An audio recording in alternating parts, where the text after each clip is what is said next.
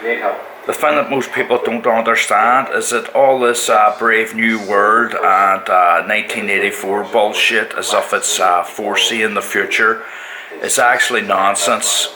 George Orwell and Aldous Huxley were both members of the Fabian Society, and the Fabian Society's emblem is a wolf in sheep's clothing. They're basically an ideological think tank that was set up to bring destructive socialism all around the UK and the world. But Aldous Huxley and George Orwell are basically, they were writing blueprints for a society they wanted, not a society they feared. Them boys are up to their eyes in the Kabbalah and the fucking, the Freemasonry, and they're totally fucking institutionalized agents putting out ideological fucking programming for people to fucking get their, their brains ready for this destructive fucking crazy word they have planned for us.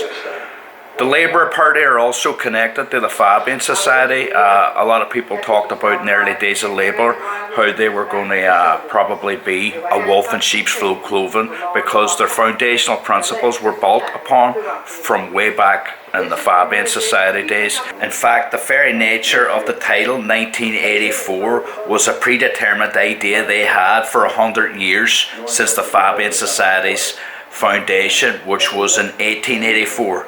They had 100-year foresight for 1984 to be a revolutionary process that had taken part by then, but obviously that didn't happen. But there's a reason why these books are propped up and put on the mainstream.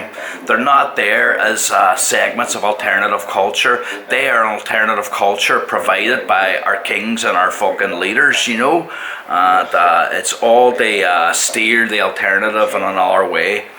Another great example of that there would be in the 1960s, how they talked about burning the revolution of rock and roll and how that was connected to Laurel Canyon. But essentially the idea was that they would create a counterculture revolution based around drugs, sex and rock and roll, and not actual revolution.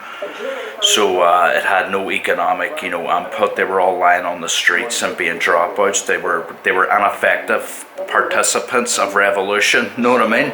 And that's essentially what the Fabian Society's wolf in sheep's clothing agenda is. They act in the sense that they're doing good. They're talking about the alternatives and where we don't want to go, but all the way we're inching closer to that realised potential, that idealization that they had in their original fucking reasoning, so don't trust them.